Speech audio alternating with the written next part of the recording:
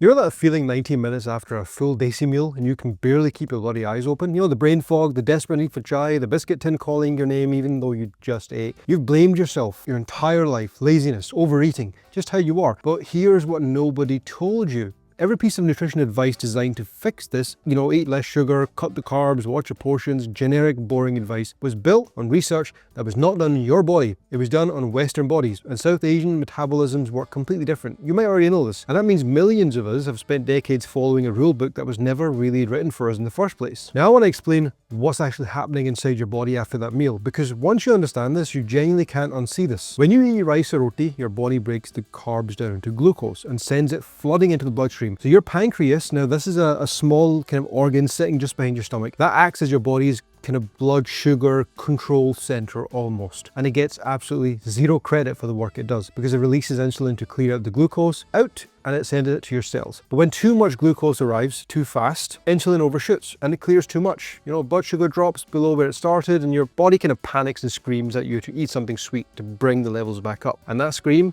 is a crash. That scream is the 3 p.m. slump.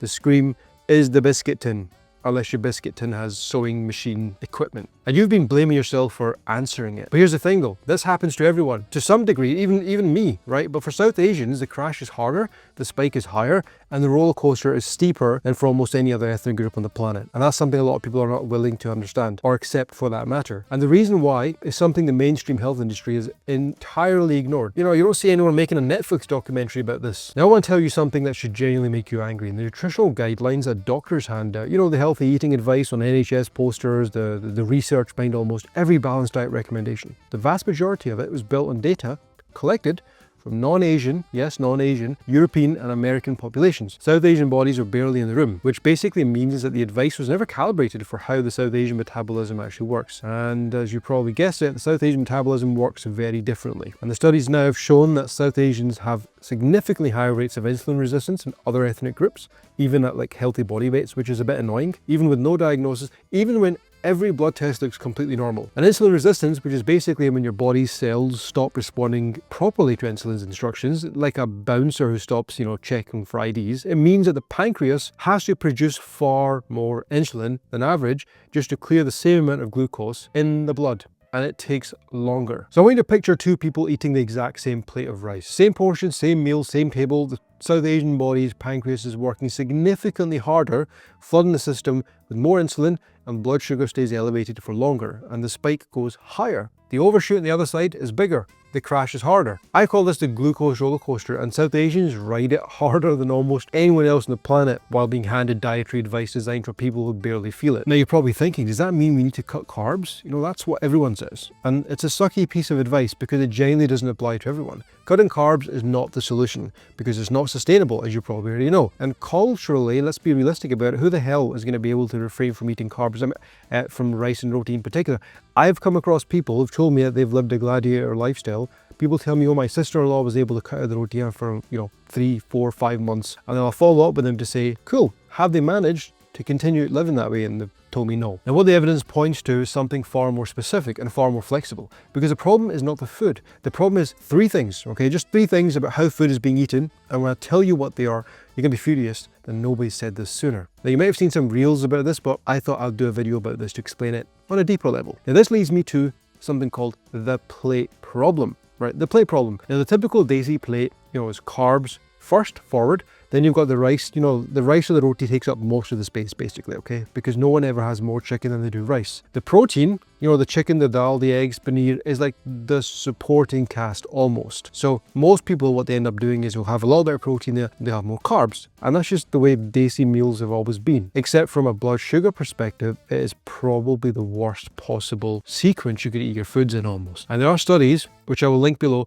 that show that eating protein and vegetables before carbs can reduce the glucose spikes. But just by changing the order, not the food, just by changing the order of the portions, the same roti, the same rice, just eat it in a separate order. And I promise you, it's going to help you manage blood sugar levels massively, and it's going to help you with that glucose crash. Now the food industry has spent billions telling you which foods to eat, but nobody actually told you the order. And I know this sounds really stupid. You're probably thinking, why are you telling me this? Because order actually does matter. I have had clients when I've told them, if you don't want to increase your protein, just change the order you eat your food in, they'll tell me, oh, I wasn't able to overeat. I wasn't able to have my sweet treat afterwards. It is insane. Now, the information was all sitting in the research, as I said, it just never made it to the South Asian dinner table, and it should kind of make you angry. But eating order is only the first part of the plate problem. The second is protein. And I made tons of videos on this and you're probably sick of it now, but protein, along with helping with muscle tissue, etc., it slows gastric emptying, which is the rate at which food leaves your stomach and enters your small intestine. Basically how fast your body processes everything you eat. Now, when protein is small in the plate, glucose gets to the bloodstream faster, okay? Especially when you don't have fiber, because fiber is very, very important as well. The roller coaster gets steeper, and on a typical desi plate where rice dominates and the dal is a thin soup underneath it almost, protein's like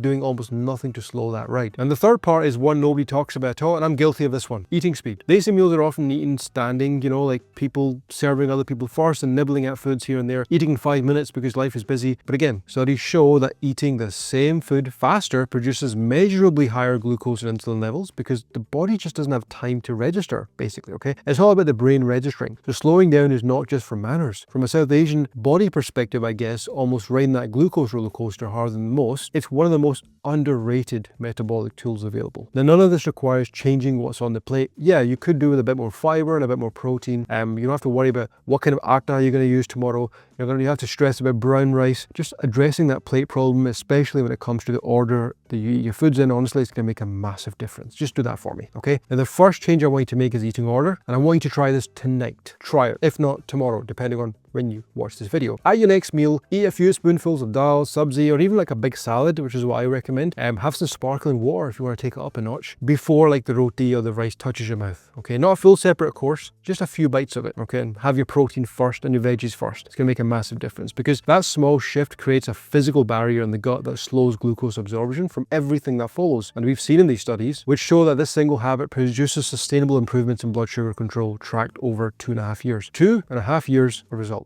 From changing the order you pick up your food in. Sounds a bit mental, I know, but it is true. The second change is giving protein a proper seat at the table, and I mean a real seat. Not a side thought. A full portion of chicken, not just 3 pieces floating in a sauce. A thick ladle of dal, not a watery soup that barely counts, especially for you vegetarians. Greek yogurt as a raita, or being a bit generous with it, rather than just putting a tiny bit of decoration on the bloody plate. 2 eggs with a paratha, but like not as an afterthought, but genuinely having 2 proper eggs with it. You get the idea. More protein. Now, the desi diet already contains exactly the right ingredients, right? Protein just need to match the carbs and not just shoving off to the side, okay? Like, we already have all the food. You guys know this. We eat pretty decent foods. It's just the volume, the order, and obviously the oil and the handi, which is a separate video altogether. Now, this third change costs nothing.